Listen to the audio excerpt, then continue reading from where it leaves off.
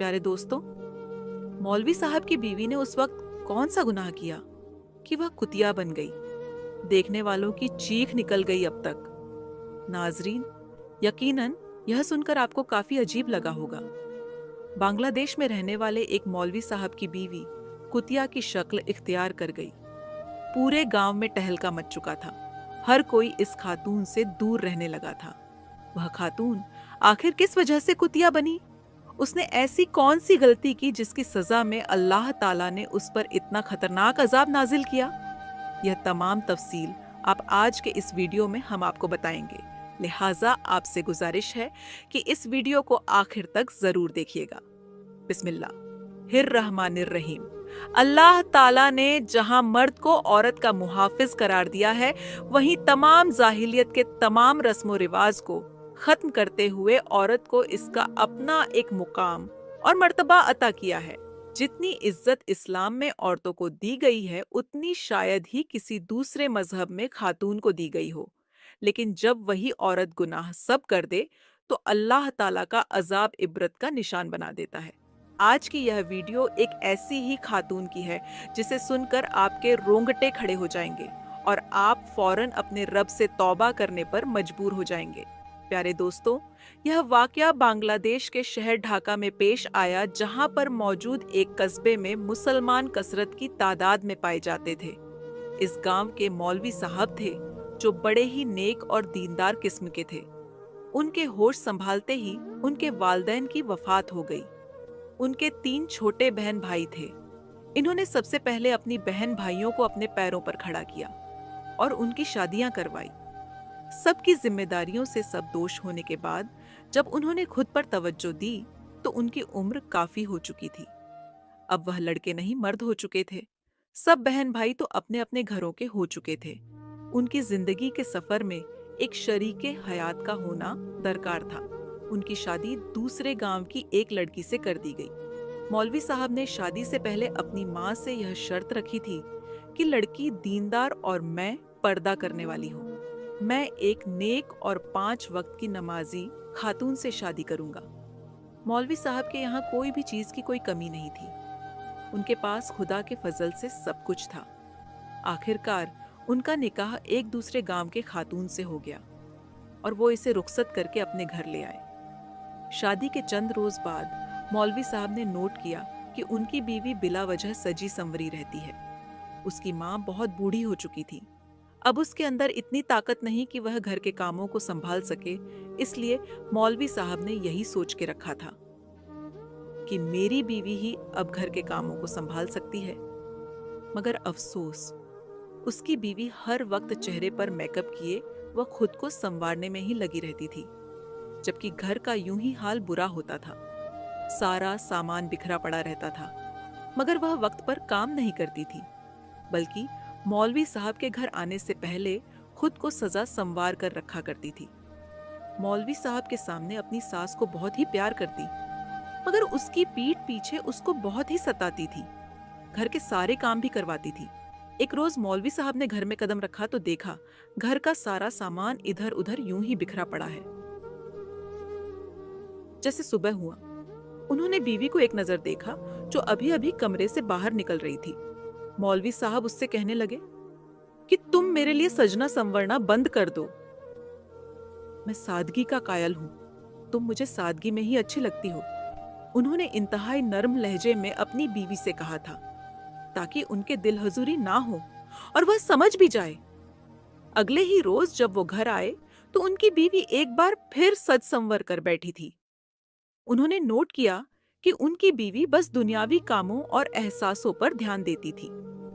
आज तक इन्होंने अपनी बीवी को कभी भी कुरान मजीद की तिलावत करते हुए नहीं देखा था। अगर उसकी सास नमाज पढ़ने के लिए या कुरान पढ़ने के लिए कहती तो ये कह देती कि अभी हमारे पास बहुत टाइम है, तुम ही कुरान पढ़ो, नमाज पढ़ो। तुम तो अभी केबर में जाने वाली हो। मौलवी साहब इंतहाई नर्म तबीयत के मालिक थे। बीवी से कहने लगे कि तुम इबादत भी किया करो, यही औरत का जेवर होता है और यही आखिर तुम्हें काम भी आएगा। मगर उनकी बीवी एक कान से सुनकर दूसरे कान से निकाल दिया करती थी। यह देखकर मौलवी साहब का दिल बहुत दुखी होता उनकी बीवी हमला हुई तो इन्हें अपने होने वाले बच्चों की फिक्र सताने लगी। सोचने लगे कि माँ नेक और इबादत गुजरने वाली हो तो औलाद भी वैसी ही होती है। वह तो अपने बच्चों को हाफिज कुरान और नेक बनाना चाहते थे, मगर उनकी बीवी का तो दूर दूर तक इन सब कामों से कोई वास्ता ना था। मौलवी साहब का माहौल था कि सुबह फज्र के वक्त घर से चले जाया करते थे और फिर मगरिब और ईशा की नमाज पढ़कर आया करते थे। एक रोज उनकी तबीयत थोड़ी खराब थी। वह असर के नमाज के बाद घर चले आए ताकि थोड़ी देर आराम किया जाए। मस्जिद में आने वाले बच्चों को दूसरे कारी साहब बढ़ा देंगे। वह यही सोचते हुए बोझल कदमों के साथ घर की जानिब चले आए। जब घर के दरवाजे पर पहुंचे तो घर का दरवाजा खुला था। इन्हें यह बात बड़ी अजीब लगी। वह तो खास ताकीद करके जाते थे कि दरवाजे को बंद ही रखना, मगर यह कैसे खुल चुका था। खैर, वह एक गहरी सांस खर्च करके घर में दाखिल हुए तो जो मंजर इन्हें दिखाई दिया वह देखकर उनके पैरों के नीचे से जमीन निकल चुकी थी। उनकी बीवी, जिसे वह इंतहाई नेक और बाकिरदार समझते थे, वह घर में मौजूद गैर लड़के के साथ मौजूद गप्पों में मसरूफ थी। इन्होंने जब यह मंजर देखा तो वह आग बबूला हो गए। वह लड़का तो वहां से भाग निकला, जबकि मौलवी साहब अपनी बीवी को कड़ी नजरों से देखने लगे। इनके दिल पर शदीद चोट लगी थी। वह बीवी के पास आए और जोरदार थप्पड़ मारकर बोले, तुमने मेरे एतबार मोहब्बत का यह नतीजा निकाला। तुम जैसी औरतें तो जहन्नम का ईंधन हुआ करती हैं, जो अपने शौहर की अमानत में खयानत करती हैं। मैं तो तुमको किसी सूरत अपनी बीवी ना बनाता अगर मुझे खबर होती कि तुम इस किरदार की मालिक हो। तुम जैसी औरतें तो कुतिया से भी बदतर होती हैं, जो अपने शौहर की वफादार नहीं होती। मौलवी साहब इतना कहकर वापस चले गए और मस्जिद में जाकर भीड़ में मसरूफ हो गए। फिर वह दिन भी आ गया कि उसकी बीवी का एक लड़की पैदा हुई। मौलवी साहब और उसकी बुद्धिमा बहुत ही खुश थी, क्योंकि अगर उसके खानदान में जब भी पहले बेटी पैदा हो तो वह उसे उस घर की रहमत और बरकत समझते थे। ऐसे ही दिन गुजरते गए। उसकी बेटी अब 6 साल की हो चुकी थी। उसकी बेटी बिल्कुल अपने मन की तरह थी, जबकि मौलवी साहब चाहते थे कि उसकी बेटी हाफिज ए कुरान बने। एक दिन मौलवी साहब नमाज पढ़ के घर आ रहे थे। उसने घर आकर देखा कि उसकी बेटी घर में जोर जोर से गाने बजाकर डांस कर रही है और वह गाना उसकी अम्मी बजा रही थी। वह यह सब देखकर गुस्से से अपनी बीवी से कहने लगा, क्या तुम्हें पता नहीं है कि तुम एक मौलवी साहब की बीवी हो और तुम्हें इस तरह नहीं करना चाहिए। अगर तुम ही ऐसी करोगे तो और भी गांव की औरतें यही सोचेंगे कि अगर मौलवी साहब की बीवी ऐसा कर रही है तो हम तो एक आम इंसान की बीवी है। इतने में उसकी बीवी कहने लगी, तुम्हें गैर औरतों की बहुत फिक्र हो रही है ना। वह लोग अपने बारे में सोचेंगे, मैं अपने बारे में सोच रही हूं। तुम्हें जो करना है वही करो, मुझे जो करना है मैं वह कर रही हूं। यह बात सुनकर मौलवी साहब अपना सर झुका लिया और फिर मस्जिद में जाकर तबलीग में बैठ गया। उसका ध्यान सिर्फ उसकी बीवी की बातों पर था। वह ध्यान भटकाना चाहते थे और खुदा के जिक्र में मसरूफ रहना चाहते थे। फिर धीरे धीरे पूरे गांव में यह बात फैल गई कि मौलवी साहब की बीवी बदकिरदार है। उसका गांव के कई लड़कों के साथ चक्कर चल रहा है और वह गाने बजा बजा करके घर में डांस कर रही है। मौलवी साहब सब जानते हुए खामोश हैं। गांव वालों को जब यह खबर मिली तो मौलवी साहब को तंग नजरों से देखने लगे। कोई भी मौलवी साहब का इज्जत नहीं कर रहा था। सब लोग उसे गिरी हुई नजरों से देख रहे थे। इसी सिलसिले में उस रोज मौलवी साहब की तबीयत खराब थी। वह मस्जिद में ही सो गए। फज्र की नमाज अदा करने के बाद जब वह वापस आ रहा था तो उसने घर के दरवाजे पर एक लड़का को दिखा, जिसके चेहरे पर सिर्फ परेशानी ही नजर आ रही थी। घर के अंदर पहुंचे तो जो मंजर देखा वह देखकर उनकी चीख निकल गई कि उनकी बीवी कमरे में कुतिया बन चुकी थी। इसका बाकी धड़ इंसानों जैसा था, मगर उसका चेहरा और जिस्म बिल्कुल किसी कुतिया जैसे था। ये देखकर तो मौलवी साहब की आंखें पथरा गई।